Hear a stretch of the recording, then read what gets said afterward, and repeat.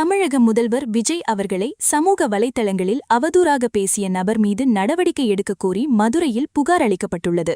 தமிழக முதல்வர் விஜய் அவர்கள் மீது அரசியல் காழ்ப்புணர்ச்சி காரணமாக திமுகவை சேர்ந்த ஒரு நபர் சமூக வலைத்தளங்களில் தொடர்ந்து தனிநபர் தாக்குதல் மற்றும் ஆபாசமான கருத்துக்களை பதிவிட்டு வருவதாக குற்றச்சாட்டு எழுந்துள்ளது.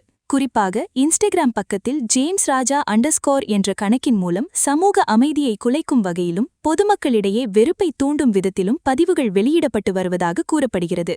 இது சமூகத்தில் தேவையற்ற பதற்றத்தை ஏற்படுத்தும் என்பதால் சம்பந்தப்பட்ட நபர் மீது உடனடியாக வழக்கு பதிவு செய்து அவரை சிறையில் அடைக்கக் கோரி அனைத்து மாணவர் முன்னேற்ற அமைப்பினர் மதுரை மாநகர காவல் ஆணையாளர் அலுவலகத்தில் புகார் மனு அளித்துள்ளனர். சமூக வலைத்தள விதிமுறைகளை மீறி செயல்பட்டு வரும் அந்த இன்ஸ்டாகிராம் கணக்கை உடனடியாக முடக்க வேண்டும் என்றும் பொது அமைதியை காக்க காவல்துறை விரைந்து நடவடிக்கை எடுக்க வேண்டும் என்றும் அந்த அமைப்பினர் வலியுறுத்தியுள்ளனர்.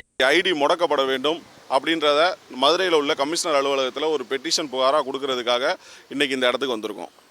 தொடர்ந்து ஆபாச வார்த்தை காதால் கேட்க முடியாது. ஏன்னா இன்னைக்கு இருக்கக்கூடியவர்கள் இன்னைக்கு மொபைல் ஃபோனை பெண்கள் குழந்தைகள் என எல்லாருமே பார்க்குறாங்க.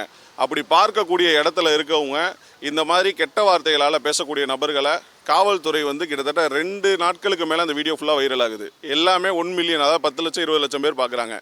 காவல்துறை அதிகாரிகள் ஏன் இது வரைக்கும் நடவடிக்கை எடுக்கலை அப்படின்ற கேள்வியும் எங்களுக்கு இருக்குது. ஏன்னா ஒரு தனிநபரை பேசினா அது சாதாரண விஷயம். ஆனால் இன்றைக்கி தமிழ்நாட்டினுடைய முதலமைச்சரை பேசினா அதை கண்டிப்பாக கேட்கக்கூடிய ஒரு விஷயம்.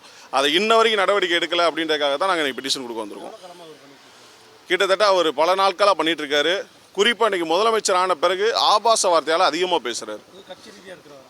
புரியல. அவர் திமுக கட்சியை சார்ந்தவர். திமுகவினுடைய அவர் பொறுப்பில் இருக்காரான்றது தெரியல. பட் ஆனால் அவர் திமுக கட்சியினுடைய சார்ந்தவர். அவருடைய வீடியோக்கள் பார்த்தா அப்படி தான் இருக்கும். அதாவது காவல்துறை அதிகாரிகள் தொடர்ந்து சைபர் கிரைம்லேருந்து எல்லாருமே வாட்ச் பண்ணிக்கிட்டு தான் இருக்காங்க. ஆனால் குறிப்பாக முதலமைச்சரை பேசுவதற்கு ரொம்ப உன்னிப்பாக கவனிக்கணும். அதை நாங்கள் தனியாக பெட்டிஷன் நிறையா கொடுத்துருக்கோம், ஆன்லைன்லேயும் கொடுத்துருக்கோம். ஆனால் இப்போ வரைக்கும் நடவடிக்கை எடுக்கலை.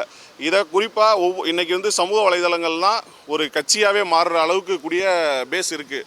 அதனால் சமூக வலைதளங்கள் மீது ரொம்ப அக்கறையும் வச்சு செயல்படுத்தணும் அப்படின்றத காவல்துறை அதிகாரிகிட்ட நாங்கள் கேட்டுக்கிறோம்.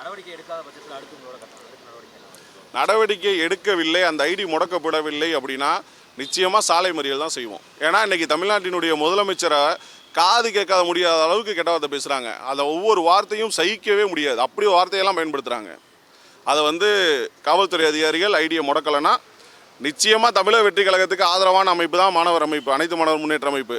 ஆனால் நாங்கள் அரசு எதிர்த்தே போராட்டம் பண்ணுவோம் அப்படின்றத உறுதிப்படுத்துகிறேன். என்னுடைய பேர் முனிஷ் பாண்டி.